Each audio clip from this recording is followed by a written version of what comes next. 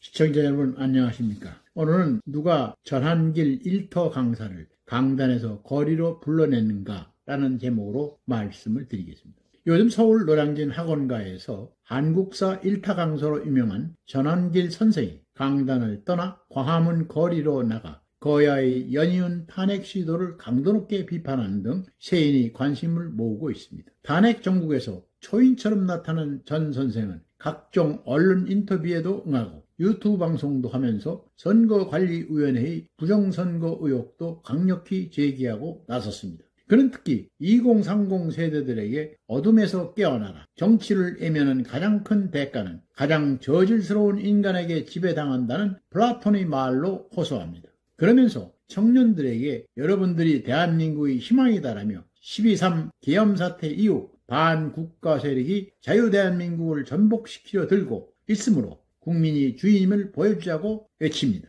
그는 민주당이 정부 인사들에 대해서 29번이나 탄핵했다는 걸 많은 사람이 이번에 알게 됐다며 국민들이 바보인 줄 아는지 이재명을 수사하는 검사와 서울중앙지검장을 탄핵하더니 감사원장까지 탄핵했고 그 뒤에 대통령을 탄핵하고 한독수 권한대행까지 탄핵했다고 목소리를 높였습니다. 그는 젊은이들이 분노했다며 이제 전국 방방곡곡에서 전 국민들이 분노의 함성이 들릴 것이라고 내다봤습니다. 지금은 대행의 대항까지 자기네들 말 듣지 않으면 탄핵하겠다고 협박하지 않습니까? 처음엔 나도 계엄은 잘못된 것이라고 믿었습니다. 그런데 그게 아니었습니다. 국회는 이재명이 방탄국회였고 대통령도 총리도 장관도 모조리 탄핵했습니다. 그때 이건 뭐지? 그럼 나라는 누가 운영하는 거지? 민주당은 나라가 망하도록 하겠다는 게 아닌가 하는 생각이 들었습니다. 전 선생은 비상계엄 이후 대통령 지지율이 10%대로 내려갔는데 지금은 50%를 넘었다는 여론조사도 나왔다며 국민들이 이제 사건의 실체를 알아버렸다고 주장합니다. 그는 대통령이 왜 그래야만 했는지 자신도 그때서야 그 배경을 정확히 알 수 있었다며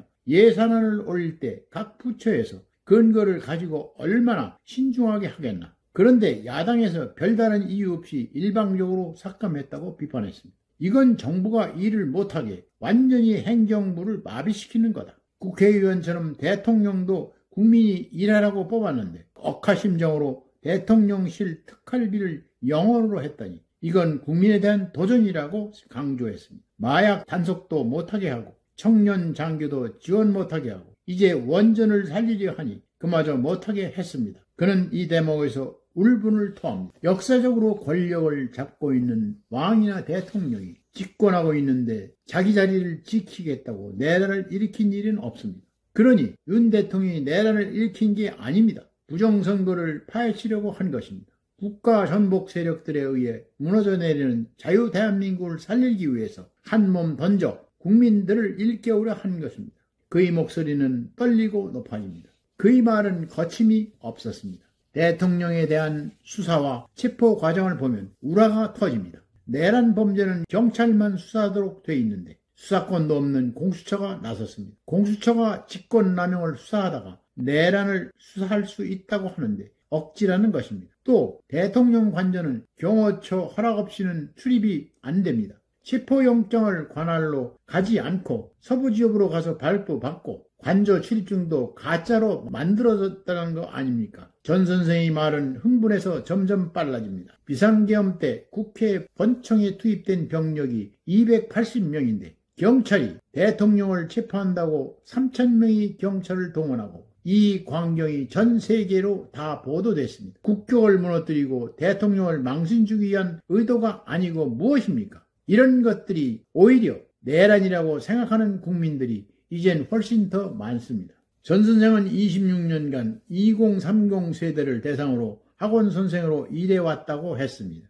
이번 탄핵 과정을 계속 바라보면서 젊은이들의 앞날을 위해서라도 참을 수가 없어서 탄핵 반대 집회에 나가 마이크를 잡았다고 했습니다. 이어 윤 대통령이 좋아서 이러는 게 아닙니다. 이대로 가다가는 국민들이 불안해서 살겠나. 이건 아니다 싶어 연봉 60억을 버리고라도 나가야겠다고 생각해서 나서게 됐다고 힘주어 말했습니다. 전 선생은 지난달 19일 자신이 유튜브 채널에 대한민국 혼란, 선관위가 초래했다는 제목의 영상을 올려 선관위 부정선거 의혹을 제기했습니다.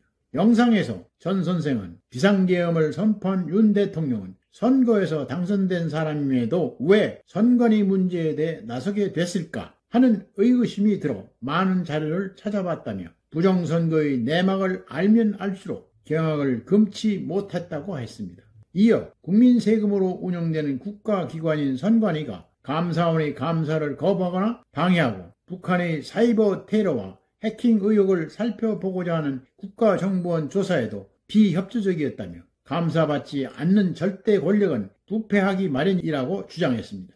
해당 영상은 현재 약 350만 회의 조회수를 기록하고 있습니다. 전 선생은 서울 광화문에서 열리는 탄핵 반대 집회 등 앞으로 전국을 돌며 지금 벌어지고 있는 거야의 행포를 낱낱이 국민들에게 알리는 일을 목숨이 다할 때까지 힘들어도 펼쳐나갈 것이며 잘못된 것을 국민들이 알게 하는 데 자신이 목표라고 했습니다.